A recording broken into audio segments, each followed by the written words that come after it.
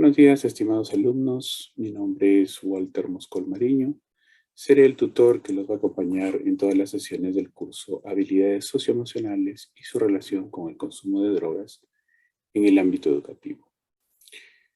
Tengan la bienvenida del presidente ejecutivo de DeVida, el señor Fidel Pintado Pasapera, así como del director de Articulación Territorial, el ingeniero Máximo Lazo Lariel. El día de hoy vamos a tocar la sesión 1, las emociones, que corresponden justamente a la primera semana.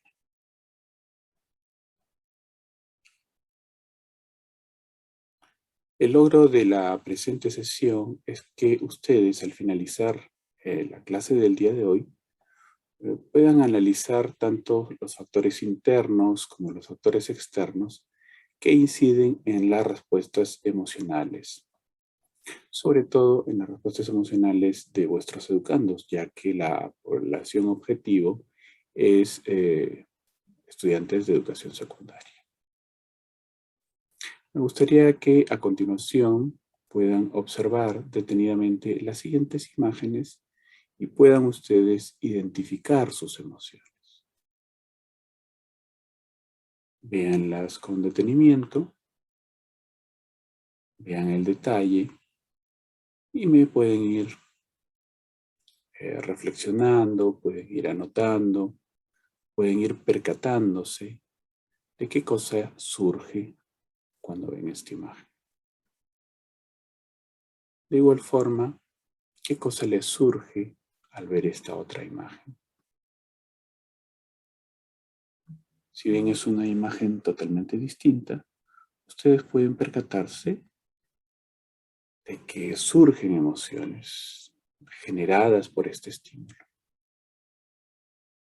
Probablemente en esta primera imagen la emoción que surja sea de ternura, cariño, inocencia. Probablemente cada uno tendrá sus preferencias o sus emociones. De igual forma, ante esta imagen, probablemente surjan emociones asociadas a la tristeza, al dolor. ¿Y qué cosa les surge cuando ven esta otra imagen? En algún momento, tal vez ustedes han vivido algunas de estas experiencias y el solo hecho de ver esta imagen probablemente les haga que surja esta emoción de cólera, rabia, miedo incluso. Finalmente, ¿qué cosa le suscita esta última imagen? Referida al ámbito político.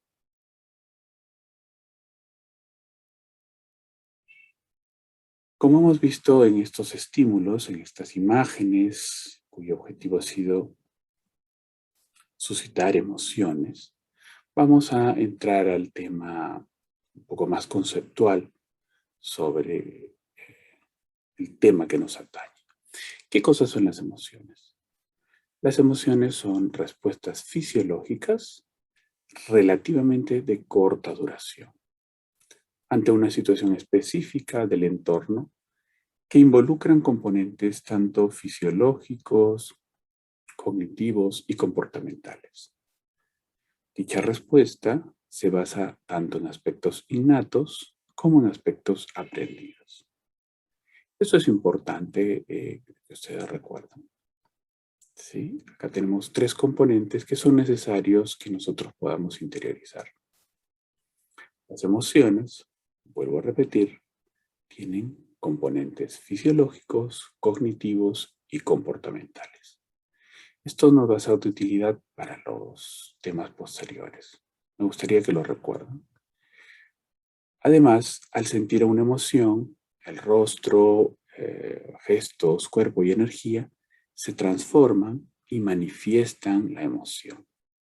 Probablemente cuando usted haya visto las imágenes que le presenté al inicio, haya surgido cierto gesto o usted haya sentido alguna sensación dependiendo de cuál imagen le haya suscitado o le haya movido de alguna forma. Recuerde que cada persona tiene distintos modos de expresar sus emociones, así como distinta intensidad para vivenciarlas.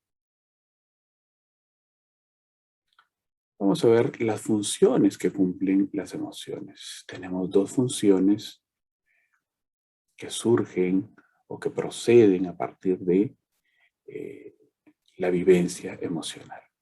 Una primera función que es la intrapersonal y una segunda, la extrapersonal. Intrapersonalmente, las emociones sirven para coordinar los sistemas de respuesta tanto subjetiva, fisiológica y conductual. Las emociones también hacen que nosotros cambiemos la jerarquía de nuestras conductas.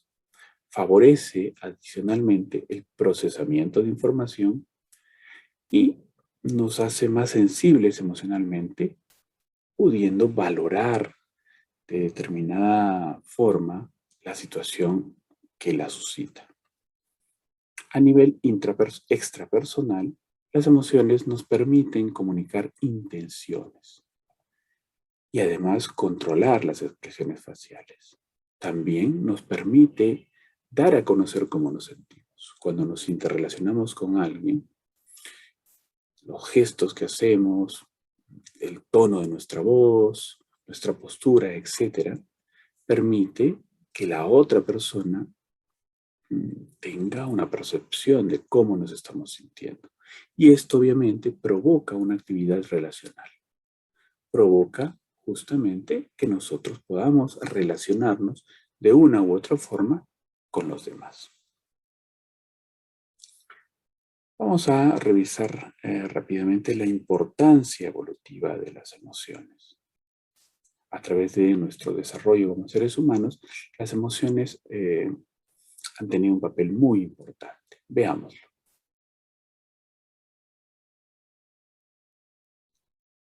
Las emociones alertan al individuo para realizar una mayor observación y además estar preparados para hacer algo. Como vemos en los ejemplos de las imágenes que se visualizan en la pantalla, por ejemplo, acá tenemos un estímulo sensorial que vendría a ser una cobra, una serpiente o un animal que genere molestia, miedo ante el individuo. Podría ser un perro, muy bien como está graficado en el otro ejemplo. Hay un estímulo sensorial y el individuo, la persona, lo percibe. Dependiendo de cómo lo perciba o conciba este estímulo, la persona va a tener respuestas viscerales, somáticas, corporales. Y estas experiencias hacen que surja la experiencia emocional. En este caso, miedo, ¿no? Si es que la persona obviamente ha tenido una experiencia atemorizante con algún animal, por ejemplo, en este caso una cobra. Este proceso puede movilizar o inhibir una respuesta fisiológica. Vamos a ver a continuación cómo es que moviliza o inhibe una respuesta fisiológica, una emoción, sin necesidad de las palabras. Es de ahí que podemos acotar el tema de la importancia evolutiva. Ustedes pueden descargar esta diapositiva y pueden hacer clic y revisar el video que vamos a poner a continuación.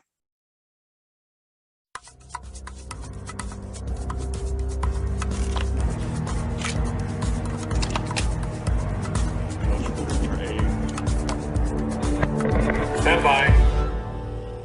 Action.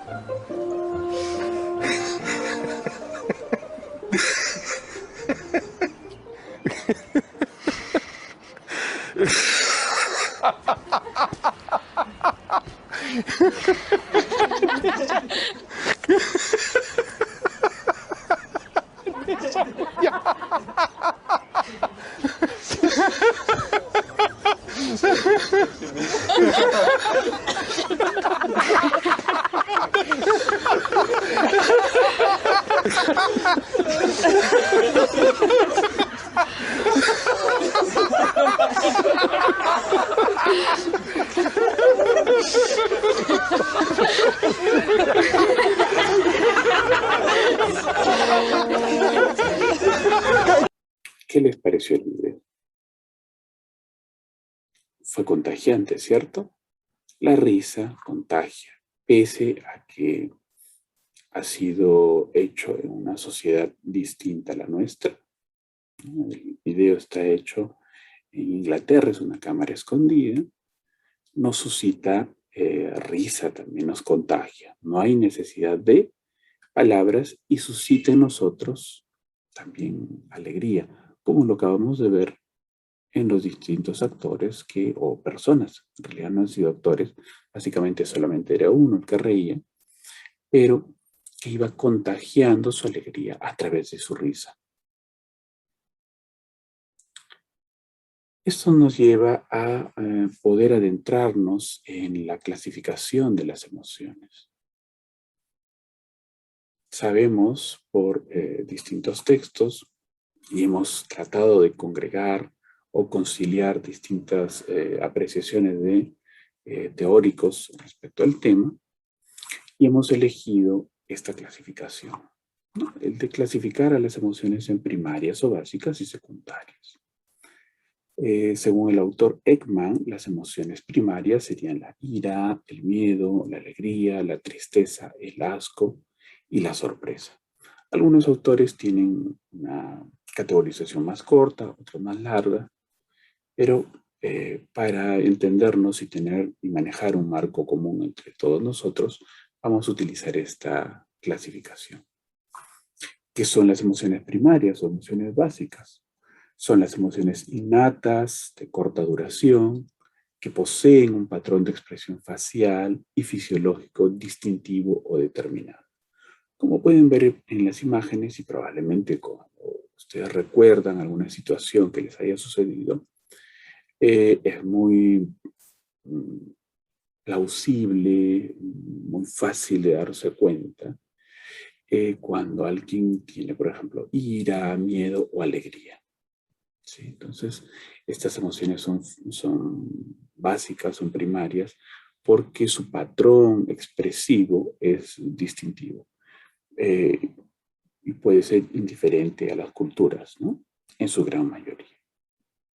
Recordemos que las emociones se contagian.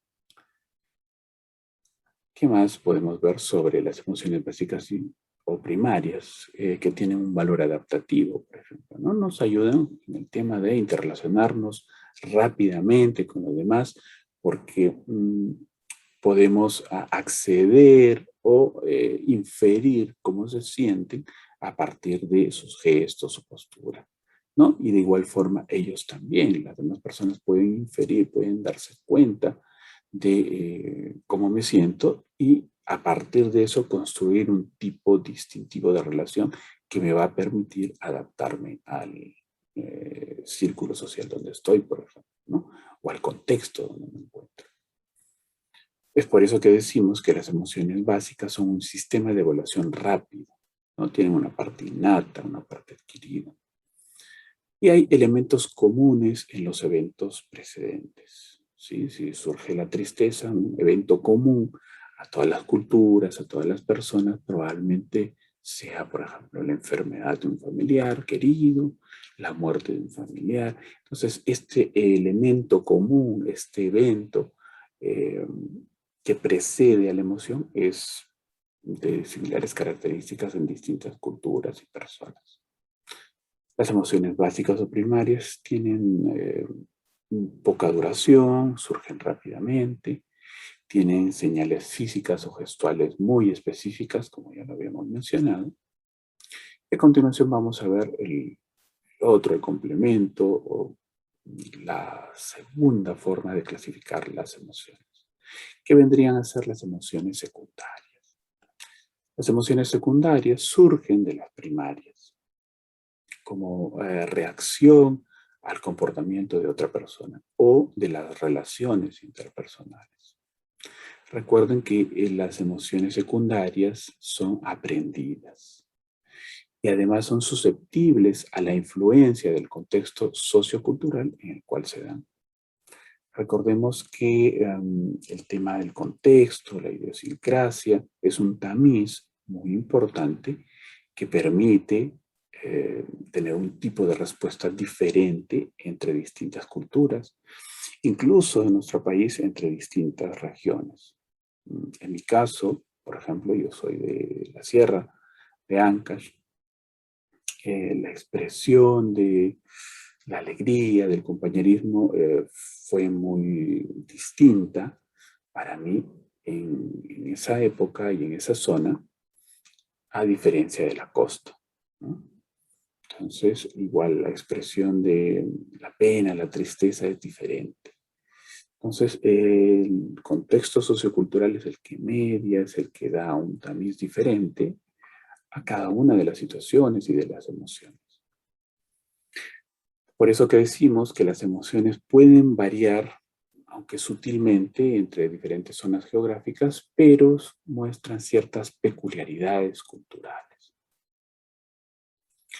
Además, estas emociones, las secundarias, son importantes a nivel social, ya que permiten o influyen en nuestra atención, en nuestro juicio, en nuestra percepción.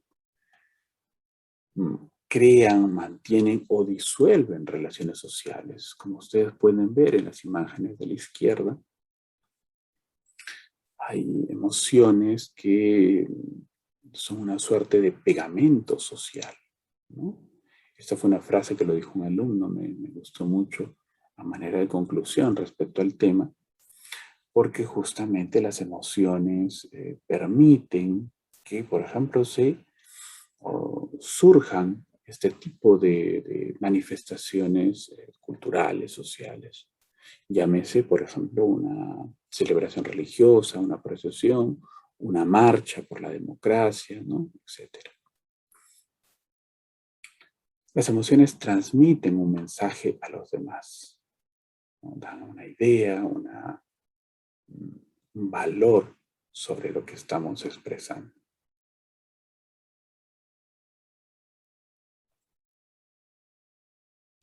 Forman parte de una ideología grupal. Acá lo podemos ver en contextos políticos. Ya nosotros nos hemos dado cuenta, hemos visto cómo justamente las emociones forman parte de una posición, ¿no?, respecto al tema político. También evocan respuestas de las otras personas y los incentivan o no a responder de determinada manera. Eso es importante porque justamente es lo que nos permite la convivencia. Me gustaría que reflexionen un poco, dado que he dado algunos conceptos teóricos, algunas precisiones, algunas generalidades. ¿Cuáles serían para ustedes las emociones que aprendemos? ¿Qué situaciones, qué emociones hemos aprendido en nuestro discurrir, en nuestra actividad, sea familiar, social, laboral?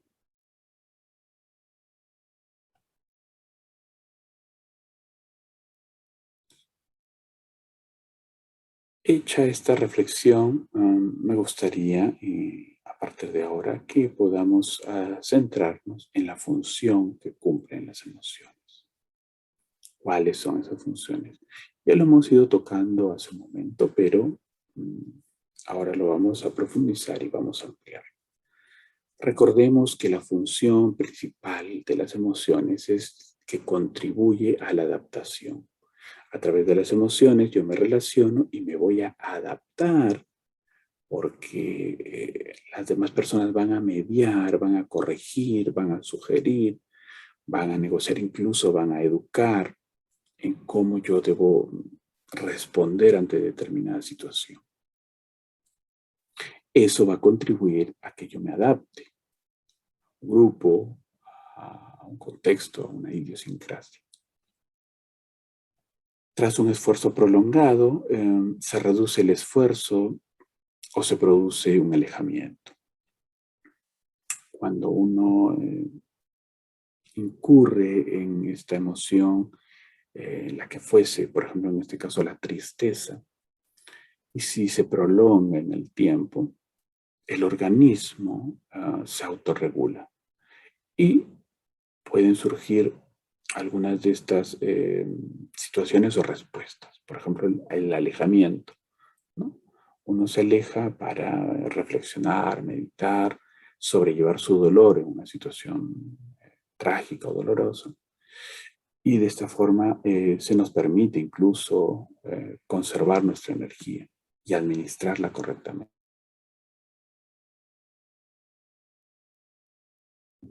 Las emociones, por lo tanto, son valorativas porque moldean nuestra percepción. El inhibir las emociones de una manera prolongada, constante, continua, también puede traernos algunas dificultades, las cuales voy a mencionar, ¿no?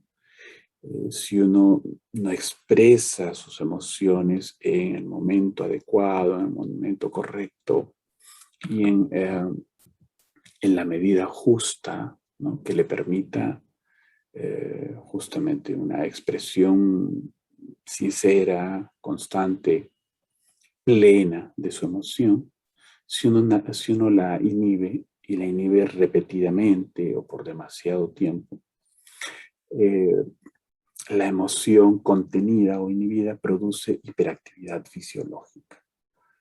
Eh, ¿No? Esta sensación de querer hacer algo, no saber qué, ¿no? Que luego se puede traducir como ansiedad si es que continúa en el tiempo. El inhibir por demasiado tiempo las emociones, el no expresarlas, también se ha encontrado de que provoca inmunodepresión, ¿no? Es decir, nuestras defensas bajan y se producen efectos adversos a la salud. Hay estudios muy interesantes, por ejemplo, antes incluso del confinamiento por la pandemia, en situaciones carcelarias, por ejemplo, o personas que habían sufrido algún accidente y tenían que estar confinadas en su hogar. Esta situación hacía que tengan menos defensas, el estrés sea mayor y los efectos adversos a su salud sean de consideración.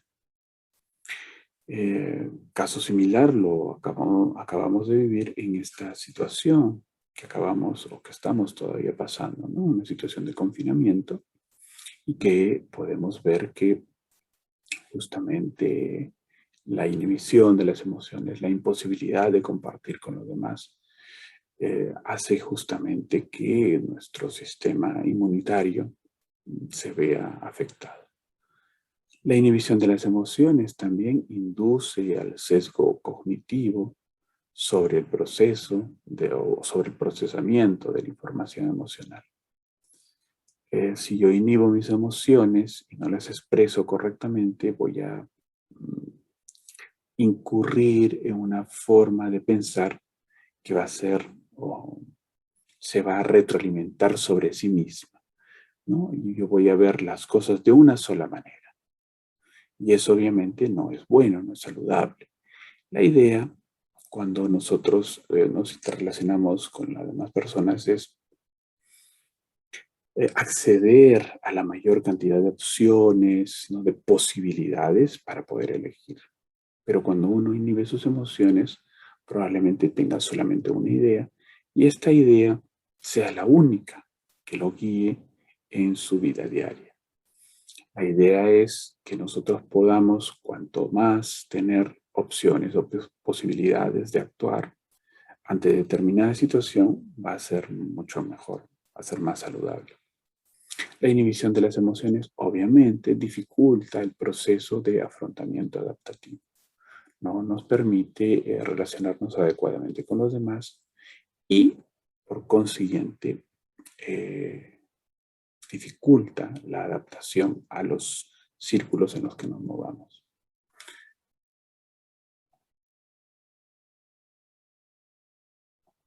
Otra forma de clasificar las emociones son emociones positivas y emociones negativas. Vamos a tocar el tema de manera general, pero importante, puntualizando o precisando algunas cuestiones que se requieren para la clase. Las emociones positivas son respuestas intensas que están asociadas a la consecución de objetivos importantes. Es decir, que cuando yo tengo un logro, por ejemplo, cuando soy felicitado por alguna acción adecuada que yo haya hecho, que cuando haya tenido un buen desempeño en mi trabajo, etc., va a surgir esta emoción positiva, ¿no? Porque es una emoción que está validada además por los demás, va a ser reconocida por los demás. En ese sentido es que decimos que la experiencia de justamente vivir una emoción positiva se asocia a lo placentero, a lo agradable. Las emociones positivas serían una fuente de bienestar y felicidad, producidos por distintos eventos y situaciones de carácter psicosocial. En la niñez, ¿cómo surgen las emociones positivas? ¿No? Y cómo se pueden acrecentar, mejorar, empoderar. Cuando recibes un abrazo o cuando das un abrazo, cuando recibes un elogio de tu padre, de tu abuelo, de tu maestro, ¿no? Por eso que es tan importante que nosotros como educadores hagamos uso de esta herramienta que tenemos por excelencia, que es el lenguaje. Cuanto nuestro lenguaje sea mucho más cuidadoso, mucho más enfocado, mucho más consciente y tendiente a reconocer en los demás las cualidades positivas que tengan, va a ser de una potencia y una efectividad muy valorada, ¿no? Y va a generar cambios incluso en personas o adolescentes que pensamos que no podrían tenerlo. Es así que los animo que ustedes den elogios, reconozcan no solamente a sus alumnos, sino a sus hijos, a las personas con las que viven, a sus parejas, a sus familiares, etc. En la niñez, además de los abrazos y elogios, por ejemplo, los regalos o los permisos que otorgan los padres o los adultos significativos, también hacen que surjan emociones positivas. Son fuentes de emociones agradables. En la adolescencia, cuando iniciamos un romance, el primer amor, uno va teniendo emociones agradables, positivas, que no tenía en edades precedentes, pero que ahora se hacen más patentes, ¿no? O también otro tipo de situaciones, por ejemplo, cuando tenemos un buen desempeño escolar, cuando destacamos en una actividad deportiva, cuando experimentamos a raíz de esto el reconocimiento de los demás, ¿no? O un reconocimiento formal. Todas estas son fuentes de emociones agradables, emociones positivas, y sabiendo que son justamente los pilares de una vida sana, de una relación adecuada, es que debemos reforzarlas y potenciarlas. La otra cara de la moneda son las emociones negativas, emociones desagradables.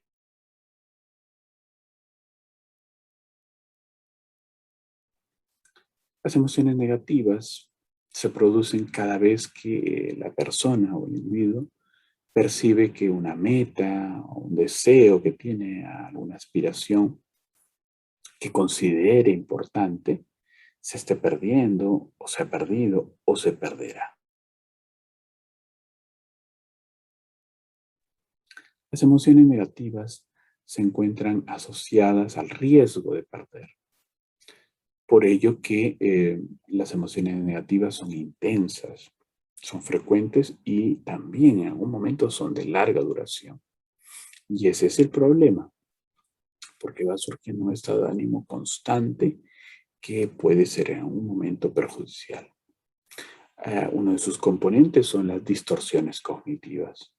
Por ejemplo, el decir de sí mismo, ¿no? Todo lo hago mal, soy un desastre, no sirvo para nada, ¿no? Las emociones negativas, cuando se asientan y tienen larga duración, pueden generar este tipo de pensamientos catastrofistas, distorsionados. Y de seguir también en esta línea, algunas de las consecuencias obviamente serían la desesperanza, la falta de esperanza. O si tengo algún tipo de relación no resuelta adecuadamente con mi hijo, mi padre o mi amigo, algún familiar o algún compañero conocido, si no son resueltas en buenos términos y la emoción negativa perdura, surge algo como el resentimiento, ¿no? Algo que es tan nocivo para la convivencia.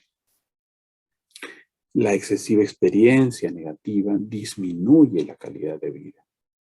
Si uno no pone un alto a este tipo de emociones, la calidad de vida se va a ver afectada porque van a surgir síntomas fisiológicos en un principio, ¿no? Algunos vamos a tener dolores musculares, gastritis, taquicardias, por ejemplo. Y de ser constantes, esto va a configurarse en algún síndrome incluso, ¿no? O en algún diagnóstico que puede llegar a ser una patología, ¿no? Llámese ansiedad, depresión. Y obviamente esto disminuye la calidad de vida. Las emociones negativas acentúan patrones inadecuados de sueño, patrones inadecuados de alimentación y de relaciones sociales, ¿no? Que son justamente improductivas. ¿Cómo funciona el cerebro de un adolescente? Nos vamos a centrar ahora, luego de la clasificación, en cómo funciona el cerebro del adolescente. Recordemos que este grupo etario es el grupo que nos interesa, ¿no? Es el grupo que queremos justamente puntualizar porque son ustedes los que trabajan con este grupo tan importante. Es un grupo de riesgo. Sí, recordemos eso. Los adolescentes son un grupo que por las mismas condiciones de su edad, por los mismos factores que aparecen en esta edad, son susceptibles de situaciones complicadas. Para poder establecer una estrategia, un plan, un programa, necesitamos tener cierta base teórica, cierto conocimiento de procesos incluso fisiológicos del adolescente, del mundo adolescente y del adolescente como ente, como persona. Recordemos que el proceso de maduración y adaptación al entorno se va reorganizando, se va gestando en esta edad.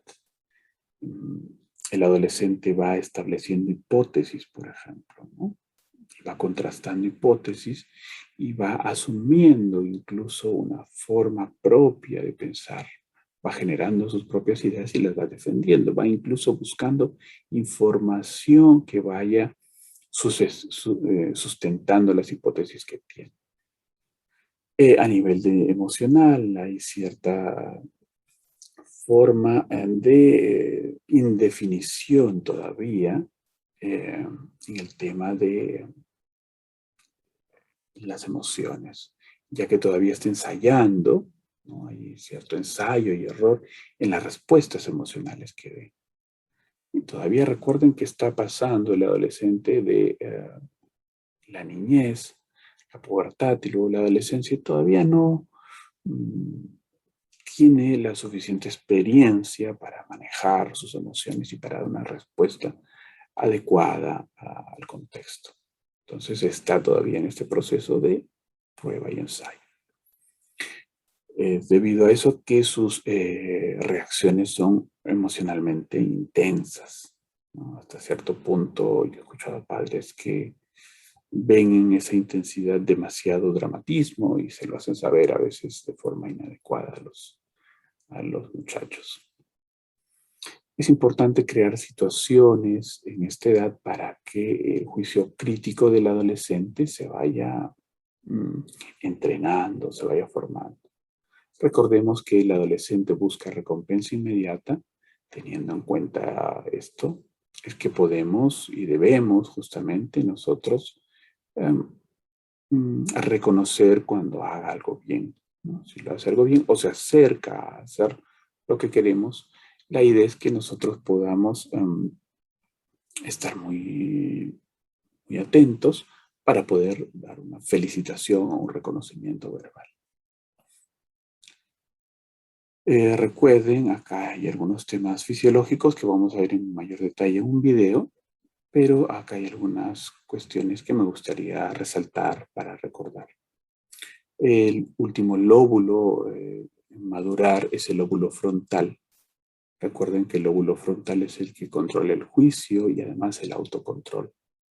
Según los biólogos, las personas dedicadas al estudio de la fisiología,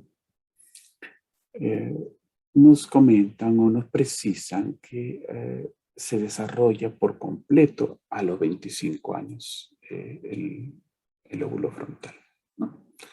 Entonces imagínense si su desarrollo total se da todavía a esa edad, obviamente durante todo el proceso el adolescente va a tener que estar en esta situación de ensayo y error, en prueba, ¿no? Eso también nos da una perspectiva justa de cómo poder tratarlos también o entender, ¿no? Por qué se suscitan ciertas respuestas que nos pueden parecer todavía poco maduras para su edad. Cuando la corteza frontal aún no ha alcanzado su desarrollo pleno, tomar decisiones racionales le es mucho más difícil al adolescente. Vamos a ver un video de YouTube con la finalidad de que ustedes puedan tener un poquito más de precisión respecto a este tema. Cerebro adolescente, entre aislarse y gustar. ¿Es inevitable la crisis de la adolescencia? ¿Por qué no afecta por igual a chicos y chicas? ¿Qué es genético y universal? ¿Qué es cultural y educacional en las conductas de riesgo de algunos adolescentes? Las neurociencias pueden dar hoy respuesta rigurosa a esas y otras cuestiones. La adolescencia se caracteriza por el crecimiento físico y psicológico de la persona. Es la fase del desarrollo humano entre la infancia y la edad adulta. Para comprender mejor cómo y por qué se producen esos cambios, analicemos el proceso de maduración cerebral. Desde que somos concebidos, los órganos de nuestro cuerpo se forman armónicamente y maduran poco a poco.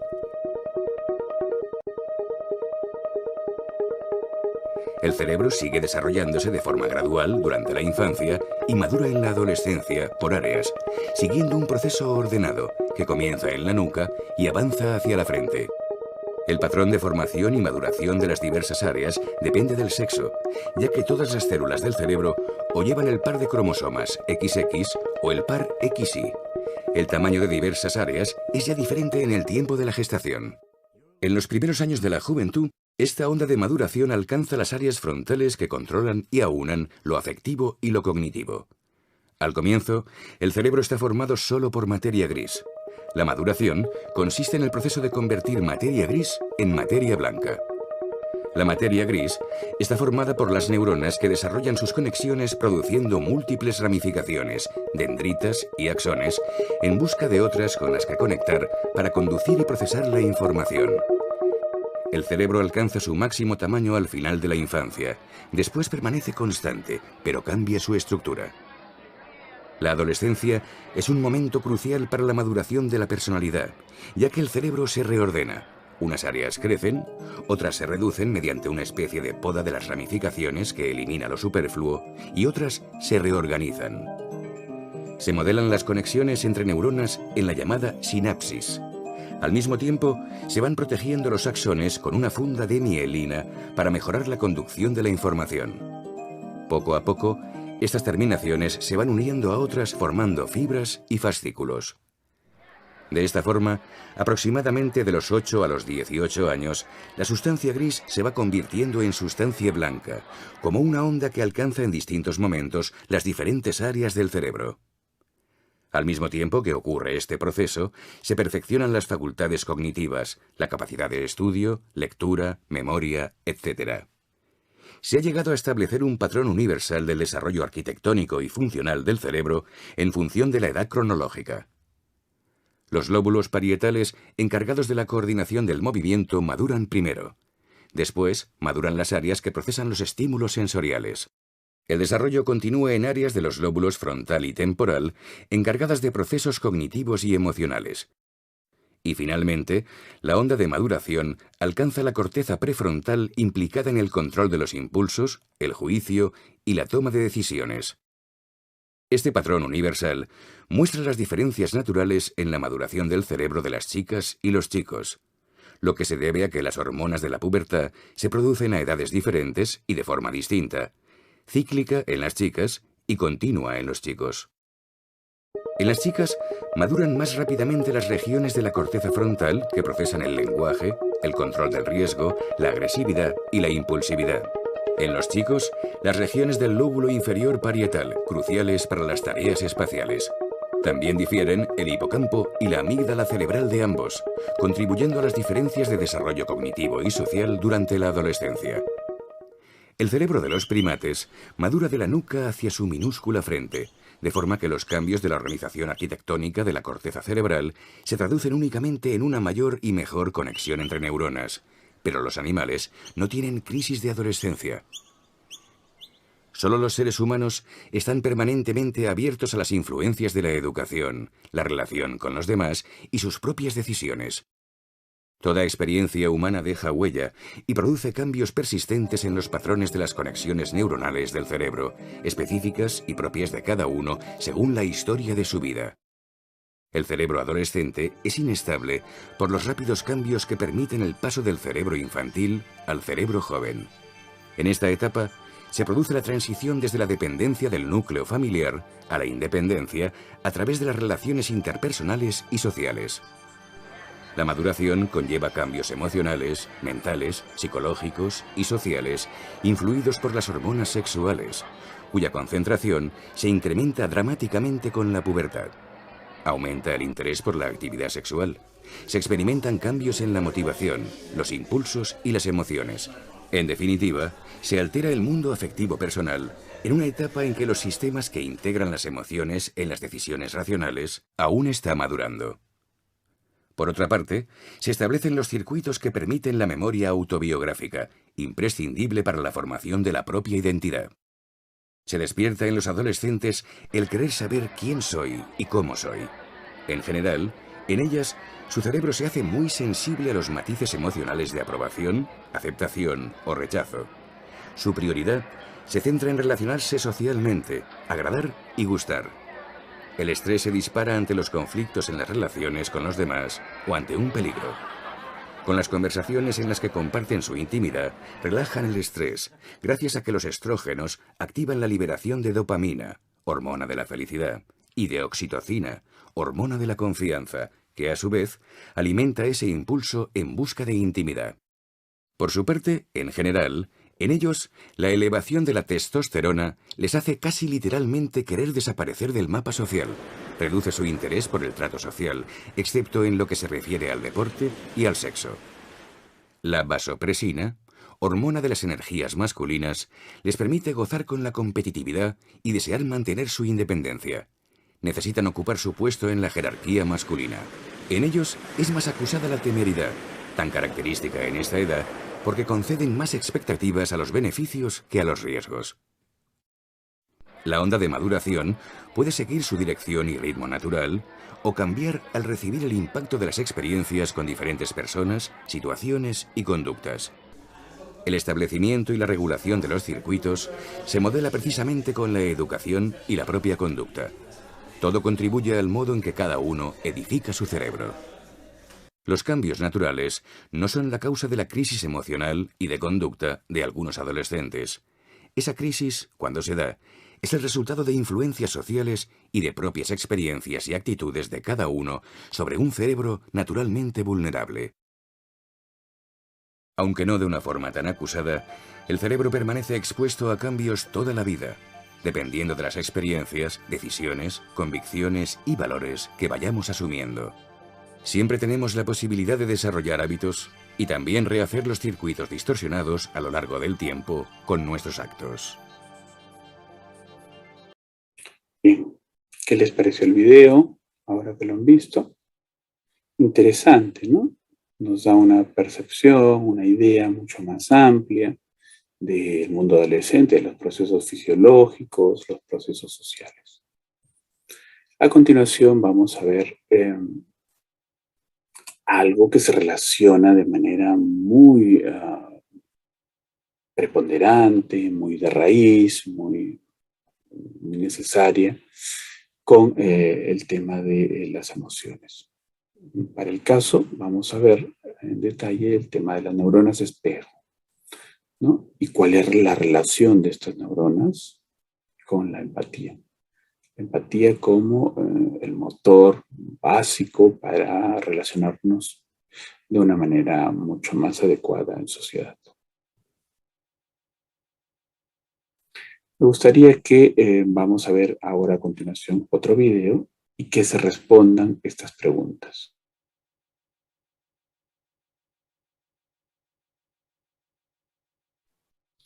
¿Cómo nos ayudan las neuronas espejo en nuestras relaciones interpersonales? Esa sería la primera pregunta. ¿Y cómo se relacionan las neuronas espejo con la empatía? Vamos a ver este video y por favor, mientras van visualizándolo, me gustaría que den respuesta a estas dos preguntas. Recuerden, ¿cómo nos ayudan las neuronas espejo en nuestras relaciones interpersonales y cómo se relacionan las neuronas espejo con la empatía?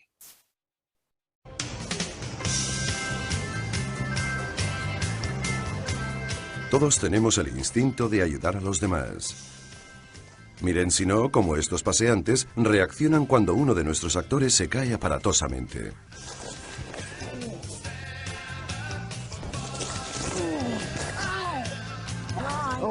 ¿Se encuentra bien? Sí, perfectamente. O cuando ven que está en un apuro o que se ha hecho daño, reaccionan con compasión. Es como si ellos también sintieran el mismo dolor. ¿Seguro que está bien? ¿Estás bien? Gracias, muchas gracias. Estas personas están experimentando un instinto particularmente humano llamado No ha empatía. pasado nada, hijo mío. Sí.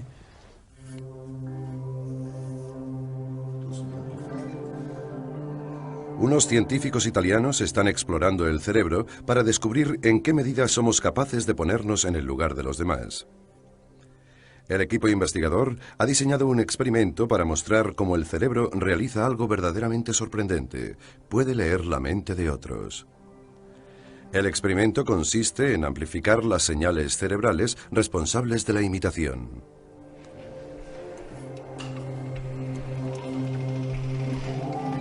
Recientemente han descubierto la existencia de una serie de células cerebrales muy especiales, a las que han bautizado como neuronas espejo. Y lo que hacen estas células es realmente notable. La hipótesis es que cuando vemos a alguien realizar una acción, nuestras neuronas espejo tratan de copiar esa acción. Normalmente, este efecto es tan sutil que ni siquiera somos conscientes de ello. De hecho, las neuronas espejo por sí solas no pueden hacer que nuestras piernas se muevan, pero los investigadores han encontrado una manera de revelar su funcionamiento. Este aparato utiliza un potente campo magnético para amplificar el efecto de las neuronas espejo. En primer lugar, tienen que identificar su localización exacta en el cerebro. No me van a freír el cerebro, ¿verdad? Una vez localizado el lugar exacto, veamos lo que hacen las neuronas espejo. Si estas funcionan como suponemos, observar en la pantalla el movimiento de la mano debería provocar una contracción similar en la mano del sujeto. Funciona. Sí, he sentido una contracción. Aunque se trate solo de un ligero movimiento, lo cierto es que su mano se está moviendo de manera inconsciente.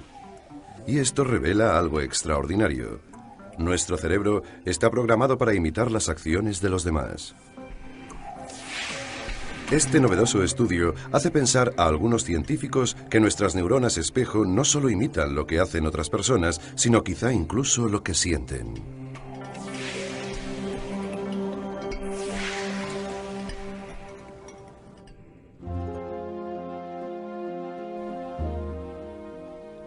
La empatía es tan importante para nosotros que todos nacemos con un mecanismo altamente especializado que nos ayuda a compartir nuestros sentimientos, el rostro humano. La anatomía del rostro humano es única en el reino animal. Posee 47 músculos que funcionan conjuntamente para revelar nuestras emociones: alegría, enfado, tristeza, asco. Expresamos nuestros sentimientos en nuestra cara de manera espontánea y nuestras expresiones son las mismas en todo el mundo. Hemos heredado esta herramienta tan sofisticada para la empatía a lo largo de millones de años de evolución. ¿Pero por qué razón?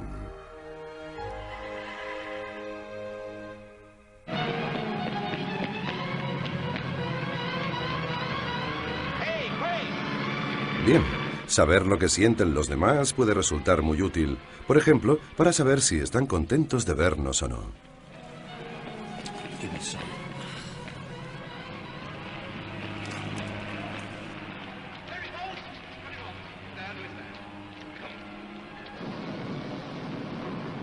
Del mismo modo que estamos programados para expresar nuestras emociones a través del rostro, estamos también programados para percibir claramente las emociones de los demás. No tenemos ni que pensar en ello, simplemente lo sentimos. Y el desarrollo de este instinto de empatía dio a nuestros ancestros una enorme ventaja. Al observar la cara de estos actores, entendemos por lo que están pasando sin tener que pasar nosotros mismos por la misma situación. Pero no se acaba aquí. Algunos científicos creen que este instinto de empatía fue el precursor de otro instinto humano, el instinto del lenguaje. Al igual que en el cine, al principio la comunicación se hacía sin palabras, y como en el cine, dimos un gran paso adelante cuando nos convertimos en seres parlantes. Bien, ¿qué les pareció el video? Interesante, ¿no? En el video hemos podido ver cómo las neuronas espejo son fundamentales para sustentar relaciones interpersonales de ayuda, sobre todo, ¿no? Relaciones personales de compartir, de establecer lazos en la sociedad y que nos puedan permitir avanzar como grupo humano. Ya hemos visto en el video ciertas precisiones sobre las neuronas espejo y nos gustaría que tengan o recuerden esto en mente. Debido a la presencia de las neuronas espejo, el cerebro tiene la capacidad de aprender, percibir, sentir empatía e imitar los comportamientos de los otros. Y además de sintonizarse con sus procesos emocionales subyacentes. Me gustaría que recuerden estas ideas. Debido a la presencia de neuronas espejo, el cerebro tiene la capacidad de aprender, percibir, sentir empatía e imitar los comportamientos de los demás, de los otros. Y además sintonizarse con sus procesos emocionales subyacentes. Esta sintonía es justamente lo que genera la posibilidad de ayuda, la posibilidad de mejora entre personas que conviven en determinado contexto, laboral, social, familiar, etc. Las neuronas espejo producen un gran efecto en las personas. Por lo tanto, son una potente herramienta no verbal que tenemos a nuestra disposición para generar emociones. Recuerden que las emociones pueden ser un elemento de influencia muy potente. La mayor parte de la comunicación humana, como ya sabrán, se da a través del lenguaje no verbal. Este predomina, de acuerdo a las preferencias teóricas, entre un 65% a incluso a un 93% de la comunicación total. Es importante que cada uno de nosotros seamos conscientes de nuestro lenguaje no verbal, ya que nuestros gestos, nuestra postura, nuestra mirada, transmiten poderosos mensajes todo el tiempo. Lo ideal es que el lenguaje no verbal y el lenguaje verbal transmitan los mismos mensajes. Recuerden que en el tema del lenguaje verbal también están los marcadores paralingüísticos, que es algo muy importante tener en cuenta. Por ejemplo, cuando yo converso o hablo o doy esta clase, debo tener cierto tono y cierto ritmo en mi voz, cierta cadencia. Sería muy distinto, por ejemplo, si yo empiezo a hablar rápido, ¿no? Si empiezo a decir, las neuronas del espejo producen un efecto en la persona, entonces ustedes en principio no me van a entender. Y lo segundo que voy a dar a entender es de que estoy apurado, quiero salir de esto lo más pronto, etc. O también, si un elemento paralingüístico sería una cadencia muy lenta, no excesiva demora, a un tono muy bajo, incluso un volumen muy bajo, también les podría a ustedes dar una idea de lo que estoy sintiendo o lo que quiero producir, ¿no? Si yo, por ejemplo, leería o diría este concepto, las neuronas, espejo, producen un gran efecto, ¿no? Si yo empiezo a usar estos marcadores paralingüísticos, obviamente voy a dar otra percepción, ¿no? Distinta a la que ustedes esperan. Por eso que el tener conciencia de estos aspectos es muy importante y luego dominarlos sobre todo, con la finalidad de que ustedes puedan influir positivamente a sus estudiantes.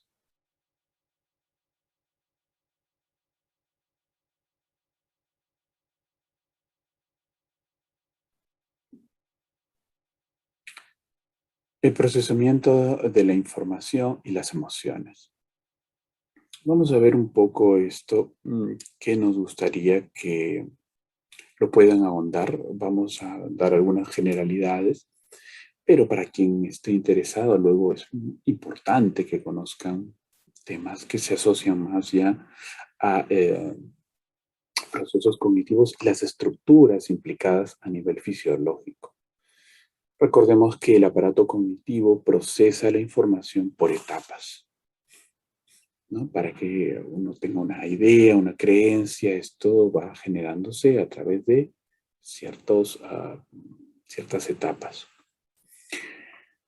La información emocional es representada en este caso, en este tipo de constructos teóricos, a través de la memoria. Eso es algo que deben recordar. La información emocional es representada por la memoria. Se encuentra regulada por un procesador central que es la memoria a largo plazo. El estado emocional del individuo influye en la adquisición y recuperación de la memoria. Si mi estado emocional tiende a, por ejemplo, la tristeza, la melancolía, ¿no? Entonces probablemente mis recuerdos sean básicamente de situaciones que tengan o estén asociadas a estas emociones, ¿no? Recuerdos dolorosos, tristes. Y esto se va generando, va formando un bucle pernicioso. Es por eso que debemos estar muy atentos, sobre todo en los adolescentes. Por eso que nosotros somos docentes y tenemos la posibilidad, incluso como padres también, de poder observar, conocer qué cosa nos están expresando a través del lenguaje no verbal nuestros adolescentes o hijos. Y a partir de ahí saber que si presentan un estado emocional que tiende hacia lo negativo, nosotros debemos tomar acción para que no se vea afectada luego su transcurrir diario, ¿no? O sus actividades. Acá hay algunas estructuras implicadas en el procesamiento de la emoción. Vamos a recordar algunas como la amígdala, el córtex prefrontal, el córtex cingulado anterior, el insular anterior. Vamos a ver otro video, el penúltimo video, y me gustaría que ustedes mientras vean el mismo reflexionen a través de esta pregunta. ¿Cómo expresan sus emociones los adolescentes? Los que nos dedicamos a la educación, muchas veces no terminamos de entender aquello que explicamos hasta que no lo explicamos. Y eso es porque forzamos el cerebro a dar un paso más.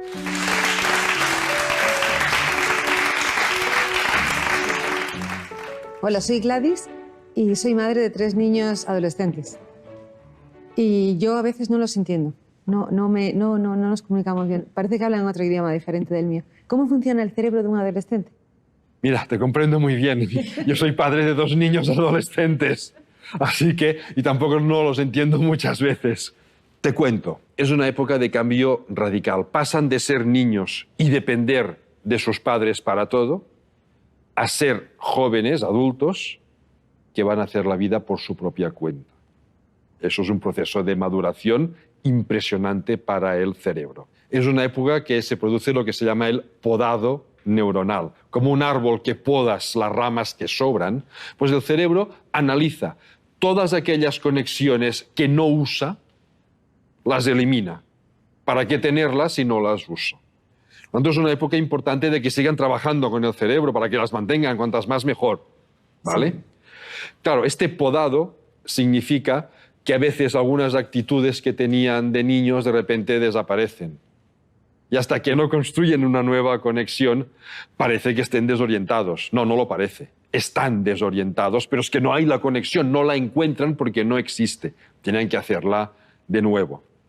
Es la época en que madura la capacidad de raciocinio, madura el control emocional. Claro, y alguien dirá, control emocional y adolescentes como que no casan mucho, ¿no?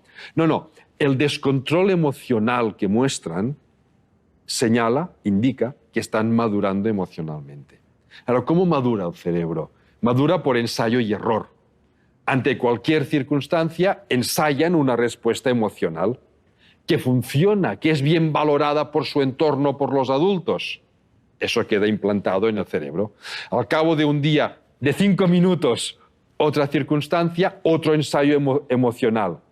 A lo mejor fallido. Hacen una auténtica criaturada y todo el mundo, pero si parecía que estaba madurando, ¿ahora por qué hace esto?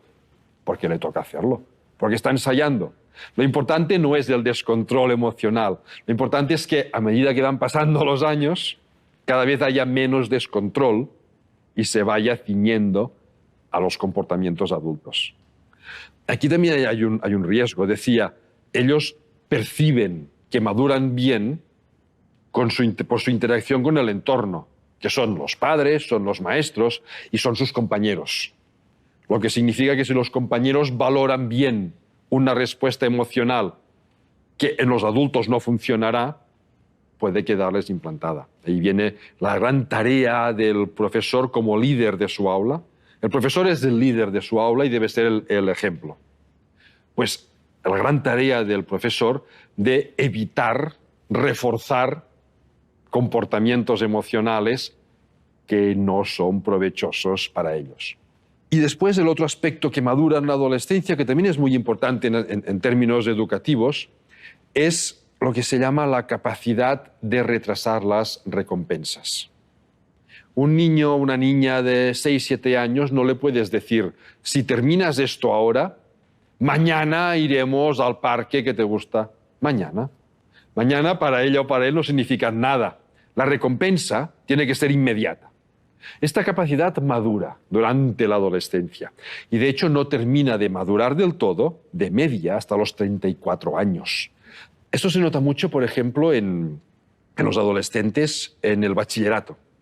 Cuando empiezan primero de bachillerato, en todos los institutos se les dice, la nota que saquéis del primer trimestre, pensad que os va a contar para la selectividad y según esto, según la nota final, podéis elegir o no el estudio que más os guste. Es un tema que conozco bien. Yo durante 10 años, y sigo este año en activo, coordino las pruebas de biología de selectividad en Cataluña.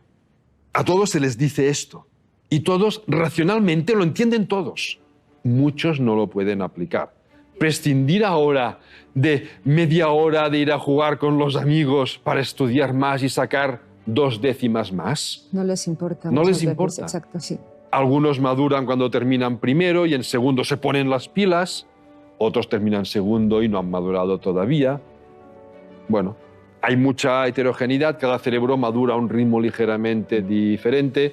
Y hay algunos adolescentes al principio de la adolescencia que son incapaces, que sacrificarán todo un día de irse a jugar con los amigos por trabajar 2 horas más hoy. No, es que no pueden. Mentalmente no han madurado y a los adultos nos cuesta entenderlo.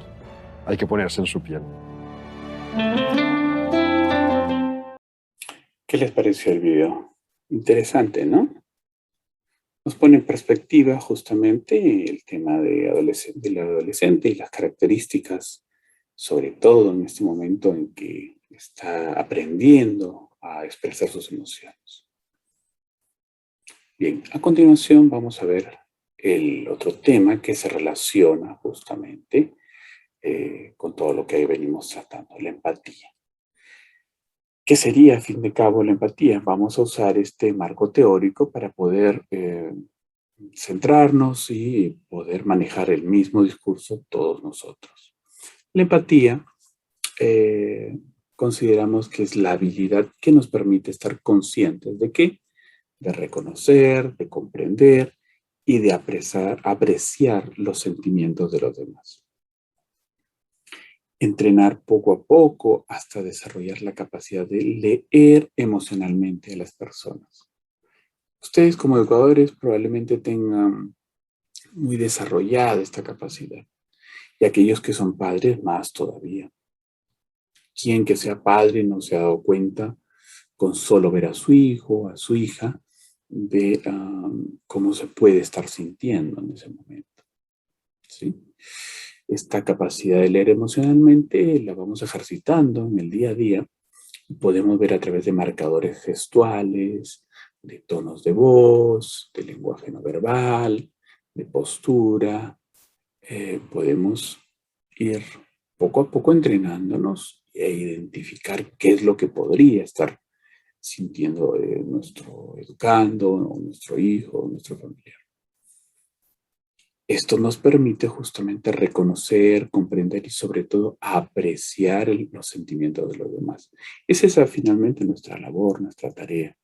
Porque nosotros como docentes, a diferencia de otras profesiones, no tenemos otras herramientas más que el lenguaje. Pero el lenguaje es tan potente que permite hacer una distinción en la realidad.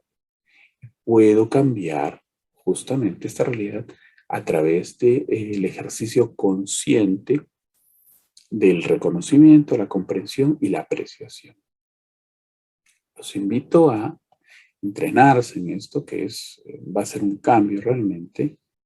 Probablemente ya lo estén haciendo, ¿no? Pero de manera más consciente se hace mucho más potente, mucho más poderoso. Vamos a ver otro videito para ver el valor de la empatía.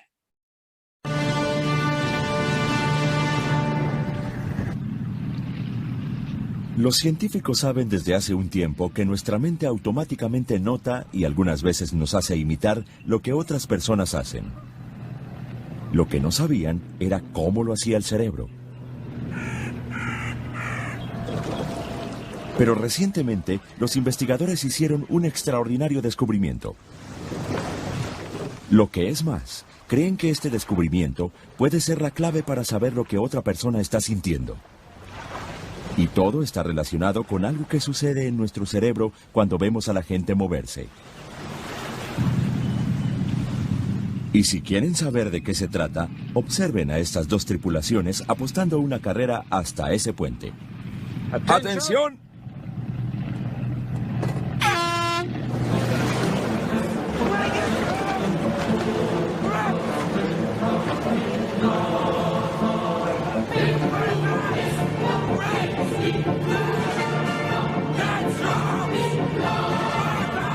Parece que el secreto para entender lo que las personas sienten está en observar sus movimientos.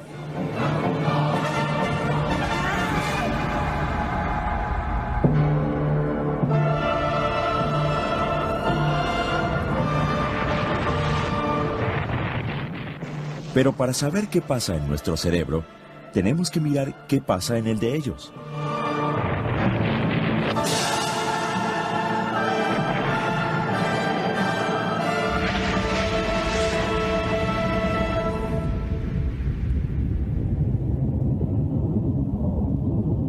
Una zona especial del cerebro controla cada uno de los movimientos físicos que ellos hacen.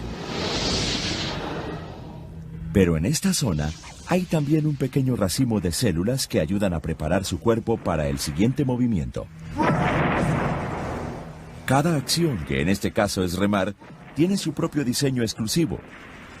Y los científicos creen que estas células son la clave para saber cómo se relacionan los seres humanos entre sí. Porque estas células no solamente están activas en los cerebros de los remeros, están activas también en una forma exacta en el cerebro de cualquier persona que los observe.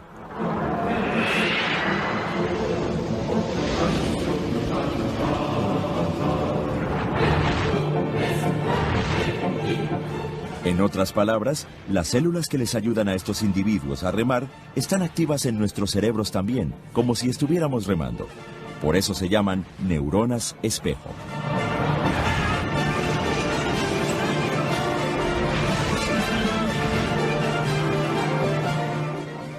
Las neuronas espejo producen que no solamente observemos lo que estos hombres hacen, nuestra mente siente algo de lo que ellos sienten.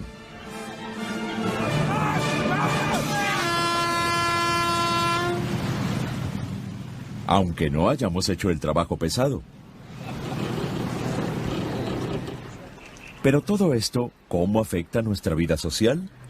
Bueno, si sabemos lo que la otra persona siente, probablemente sabremos lo que piensa. Nuestras neuronas espejo nos ayudan a leer la mente de los demás. La lectura de la mente es la habilidad que nos permite saber, o por lo menos hacer una conjetura informada, de lo que la otra persona piensa. Es una de las habilidades más asombrosas que posee la mente humana. Y lo que es más, lo hacemos sin esfuerzo aparente. Observemos a esta mujer. En un instante, podemos adivinar lo que piensa. Aburrimiento. Y lo que es más, al leer la mente de la persona que está a su lado, podemos descifrar por qué se siente así. Deseo. ¿Y qué pasa con el tercero que observa esta escena? Diversión. Evidentemente le parece divertido que este hombre corteje a una mujer que no lo encuentra atractivo. Mientras ellos leían sus mentes entre sí, nosotros leíamos las de ellos. Y lo que sucedió en nuestro cerebro para hacerlo posible es asombroso.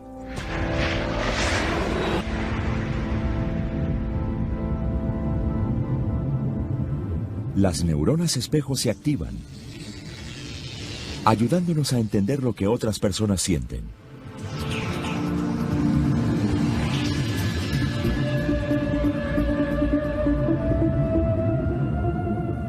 Y luego, muchas otras partes del cerebro se impulsan. Zonas que nos ayudan a reconocer expresiones faciales. Zonas que nos permiten recurrir a recuerdos y experiencias pasadas. Y la zona que une toda esta información y decide qué significa. Muchas partes diferentes del cerebro trabajan en coordinación para lograr esto. Y todo sucede en un instante. ¿Qué les pareció? Interesante, ¿no? Pone nuevamente en relieve el video la importancia justamente de todas las áreas fisiológicas que están o que incurren dentro del proceso de empatía. Y cómo es tan rápido este proceso, se hace en cuestión de segundos. La empatía nos sirve para identificar emociones y para poder sobrellevar o afrontar distintas situaciones. Vamos a ver un constructo teórico de un autor, un psicólogo también social, llamado Lazarus, apellidado Lazarus, quien nos da una propuesta sobre cuál es el camino que tiene el proceso emocional, ¿no? Cómo surge el proceso emocional a través de nuestra cognición, nuestra percepción. ¿Qué es lo que sucede primero? Ante una situación, por ejemplo, hay la percepción de un suceso que estimula una respuesta en las personas. Este hecho puede ser un acontecimiento cotidiano, fastidio diario, o puede ser una circunstancia crónica, ¿no? Un tema de enfermedad, por ejemplo. Si la persona considera este suceso irrelevante, esa es una de las opciones, o tal vez puede considerarlo como un suceso amenazante o un suceso desafiante. Cualquiera de estas circunstancias, ¿no? Una circunstancia crónica, un fastidio diario, por ejemplo, se me ocurre, qué sé yo, un robo, ¿no? Entonces hay que enfrentarse, pero hay que medir también si uno no corre peligro, no si es que te quieren arranchar el celular, por ejemplo. Dependerá de cómo proceses tú esta situación, si para ti es un suceso relevante, es amenazante o desafiante.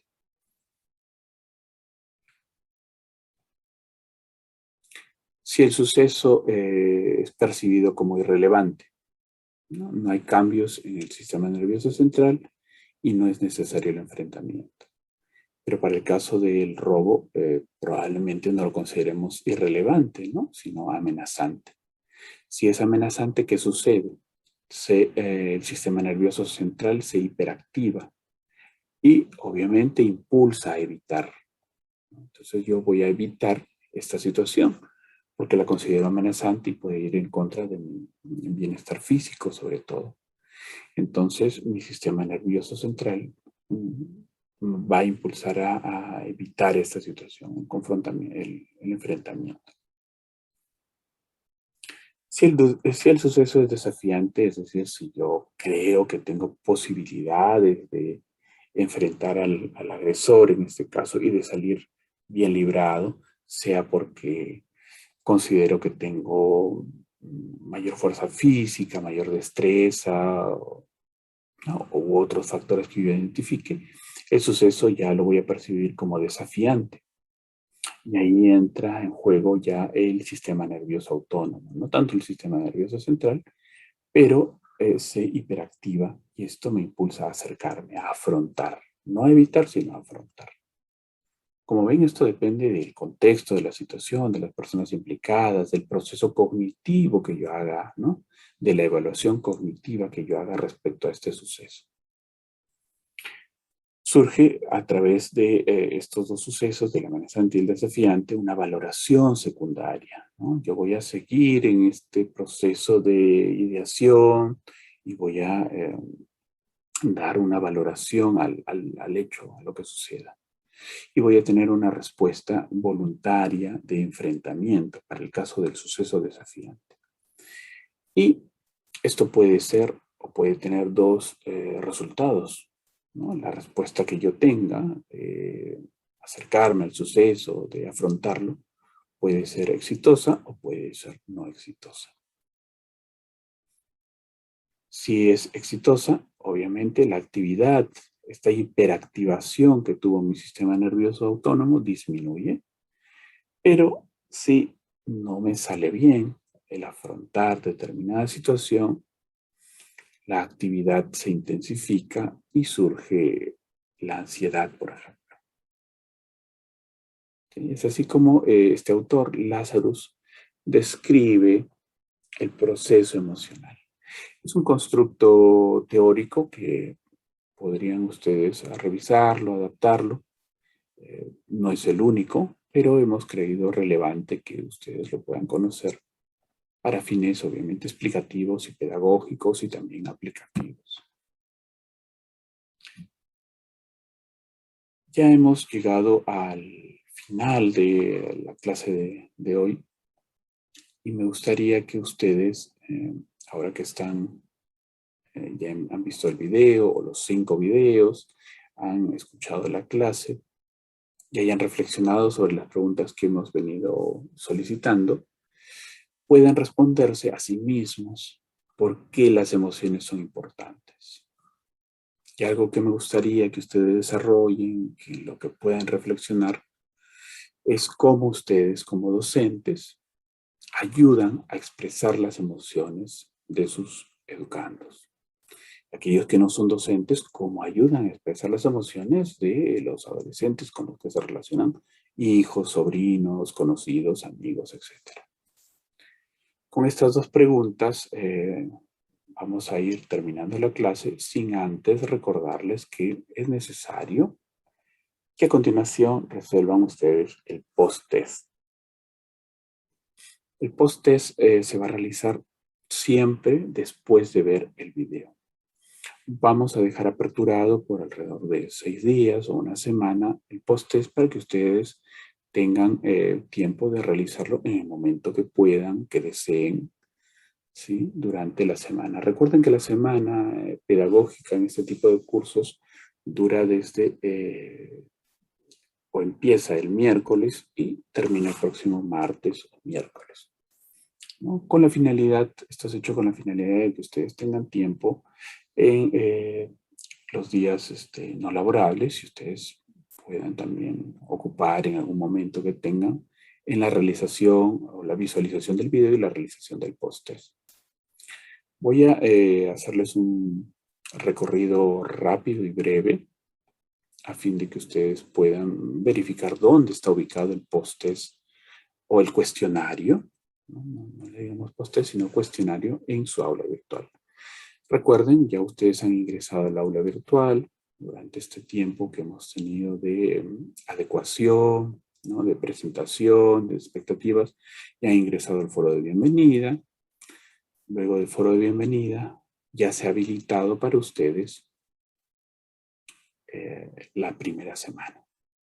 Recuerden que cada semana va a tener 3 momentos. La sesión 1, que es la sesión asincrónica, que es el video de YouTube que están viendo a continuación. Sí, eso lo vamos a hacer los días miércoles. Les voy a pasar el enlace, voy a colgar el video aquí en su aula y también se las voy a pasar por correo y por WhatsApp para los que tengan. Seguido de la sesión asincrónica van a tener que realizar inmediatamente después del cuestionario y durante la semana van a tener que realizar una participación en el foro de discusión. Luego lo vamos a ver a continuación, qué cosa hay que hacer en el foro. Y durante la semana vamos a tener otra sesión, otra videograbación en YouTube correspondiente a la sesión 2 o a la clase 2. Recuerden que al terminar de visualizar ambos videos de cada clase, deben realizar el test o cuestionario. Esta evaluación es obligatoria, recuerden, y cuenta para su certificación del curso. Ustedes ya van a poder acceder a la semana 1 vía este enlace de YouTube. La clase que estoy presentando también está acá como PDF para aquellos que quieran revisarla en mayor detalle, ¿no? Y luego de ver el video pueden descargar incluso la clase. Acá está la clase. Ustedes pueden acceder, le hacen clic a la misma y acá van a encontrar todas las diapositivas y los enlaces de los videos que hemos venido tratando y revisando. Entonces, la diapositiva la tienen donde dice clase 1, el icono de PDF. Seguidamente, recuerden qué es lo que hay que hacer, el cuestionario. Voy a explicarles rápidamente cómo realizar el cuestionario. Voy a hacer un poco de zoom para que puedan verlo de mayor amplitud. Hacen clic donde dice cuestionario, semana 1, sesión 1. Y a continuación van a ver ustedes esta ventana emergente que les dice intente resolver el cuestionario ahora. Y acá antes se precisa que el cuestionario se ha aperturado hoy y va a durar hasta el próximo miércoles. El límite de tiempo es 1 hora. Tienen 2 intentos para realizarlo, si es que quieren levantar nota o por ahí han sacado baja nota. Y para resolver el cuestionario tienen que hacer clic al botón verde que dice intente resolver el cuestionario ahora. Vamos a hacer un ejemplo. Cuando le hacen clic aparece esta ventanita emergente que les dice que tienen 1 hora. Luego de iniciar el tiempo empezará a contar y no podrá pausarse. Debe finalizarlo antes de la hora. Entonces le pregunta, ¿seguro que desea empezar ahora? Por eso se le recomienda que tenga un espacio, un momento adecuado para realizar su cuestionario. Y le dan clic a comenzar el intento. Esperan que cargue y aparecen las preguntas. Ahí están todas las preguntas. La mayoría son preguntas para marcar y son preguntas que hemos visto y hemos tratado en clases. Yo de manera rápida voy a marcar al azar, ¿sí? Solamente para efectos demostrativos. Obviamente ustedes tienen que leer cada pregunta, tienen que meditar en cada una de ellas y poder dar una respuesta. Yo estoy marcando ahorita solo por marcar a efectos de que ustedes puedan ver la totalidad del proceso. Una vez que han marcado las preguntas, las han meditado, han visto la clase por el video, le dan clic acá al final, donde dice terminar intento. En la parte inferior derecha, este botón verde, ¿lo ven? Terminar intento. Y ahí ustedes van a ver un resumen de todas las preguntas. Si quieren volver a intentar, le dan a intentar, pero deberían darle acá al final, enviar todo y terminar. Una vez que le dan enviar todo y terminar, el sistema les vuelve a preguntar, porque una vez que usted haga el envío, no puede cambiar sus respuestas. Si está seguro, va a hacer enviar todo y terminar. Y ya está, tenemos ahí nuestra calificación. En mi caso, yo he marcado por marcar, me he sacado 4, 0,4 de 20. Obviamente las respuestas de ustedes van a ser más meditadas. Yo me he tomado solamente 1 minuto con 16 segundos, pero ustedes tienen 1 hora. ¿Sí? Y el sistema les dice dónde han errado, dónde han acertado, etc. Y le dan clic a finalizar revisión en la parte inferior derecha. Si usted ve que la nota es muy baja, como en mi caso, por ejemplo, ¿sí? Yo podría reintentar el cuestionario. Tiene otra posibilidad de reintentar el cuestionario. Tiene hasta 3 intentos, es decir, puede incrementar su nota.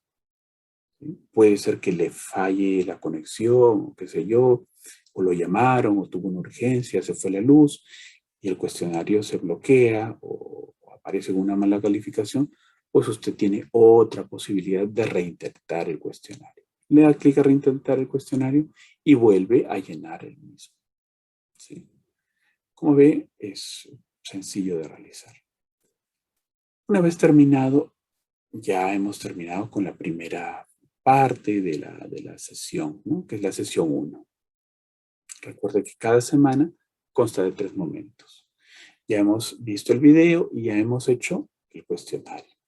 A continuación, durante toda la semana, usted tiene tiempo para realizar el foro de discusión. Todas las clases tienen un foro, o todas las semanas tienen un foro.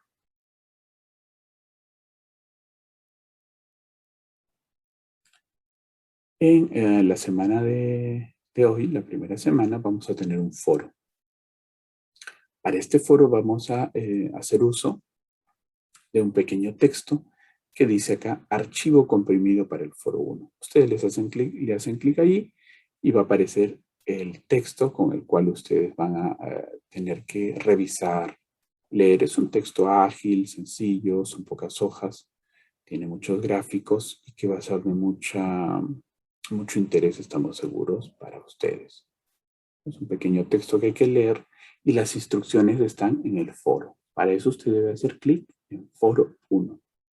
Le hago clic y me aparecen las instrucciones. Dice, para participar de este foro debe usar el libro adjunto, el que les acabo de mostrar, desde la página 114 hasta la página 131. Si ustedes ven, acá tienen los 2 archivos. Tienen el libro completo, que se llama Pedagogía de las Emociones, y ahí hay más temas, hay varios capítulos. Pero para efectos del foro solamente le estamos pidiendo de determinadas páginas. Por eso me he dado el trabajo de hacer un archivo comprimido. Ese archivo comprimido tiene las páginas que se le solicita acá. Entonces usted va a leer atentamente esta propuesta didáctica para el desarrollo emocional de los adolescentes y en el foro usted va a dar cuenta de estas 3 indicaciones. Primero, debe analizar si es posible adaptarlo a su contexto, al contexto educativo, al contexto de confinamiento, etc. Primero va a tener que hacer ese análisis y luego explicar cómo aplicaría esta propuesta didáctica denominada desarrollo emocional ¿no? Explicar cómo lo puede usted aplicar a su contexto, a su institución educativa, por ejemplo. Y además voy a tener que comentar, va a tener que comentar la respuesta a uno de sus compañeros. ¿Cómo participo en el foro? Le tengo que hacer clic acá, en este mensaje. Dice, haga clic acá para participar del foro. Donde dice este título de color verde, ahí es donde debe hacer clic. No se preocupe si le aparece este mensaje que dice, no puede crear un debate porque no es miembro de ningún grupo. No hemos creado grupos, solamente somos un grupo único. Es por eso que el debate o los foros se van a hacer directamente en este único tema que yo he creado. Entonces, donde dice haga clic acá para participar del foro, obviamente le tienen que hacer clic para participar ahí. Están las instrucciones y para responder, recuerde que debe hacer clic en la parte inferior derecha, donde dice responder. Entonces usted va a empezar a llenar allí su apreciación sobre la pregunta 1, ¿no? El análisis. Análisis, luego, ¿no? Obviamente escribirá su análisis, si es posible adaptar a su contexto, luego de haber leído el pequeño texto. Luego viene la explicación, ¿no? La explicación de cómo haría esa adaptación a su contexto. Y luego comentaría la respuesta de uno de sus compañeros. Cuando su compañero haga una propuesta, usted la va a comentar también dándole clic a responder en la parte del comentario de su compañero o compañera. Una vez que haga eso, sencillamente le va a dar clic enviar al foro. Y con eso estaría culminada su participación en el foro. Sí, como ve, es sencillo. Si tuviese alguna dificultad, alguna consulta, me la hace saber por correo electrónico, por el WhatsApp. Yo estaré gustoso de atenderlo y guiarlo. Recuerde que esta es la sesión 1. Este video pertenece a la clase 1. Tiene que responder el cuestionario y durante la semana el foro. El día viernes yo estaré colgando la clase grabada de la sesión 2 y también tendrá su cuestionario. Si usted desea, también tiene material adicional de consulta que le puede ser de utilidad para su labor docente. Esto no viene como parte de las tareas o los foros, sino es material que hemos visto que le puede ser de mucha utilidad para su práctica docente o para su práctica personal incluso, ¿no? O profesional. En este apartado hemos cargado un libro que se llama Técnicas de Relajación. Es un manual práctico para adultos, para relajación de niños y también para educación especial. Creemos que le puede ser de mucha utilidad. Es un texto básico que tiene información relevante para la labor de ustedes. Entonces también puede descargarlo. Acá donde dice técnicas de relajación, hace clic allí y espera a que se cargue el documento y lo puede bajar a su computadora. Siendo todo eso, estimados alumnos, gracias por la atención y esperamos haber cumplido las expectativas en la clase de hoy. Estén atentos a la comunicación que les voy a dejar y nos vemos a través del correo electrónico y a través de los servicios de mensajería como el WhatsApp o Telegram para aquellos que también usen esa vía de comunicación. Gracias nuevamente y nos vemos en la próxima clase del día viernes. Hasta pronto, que tengan un buen día.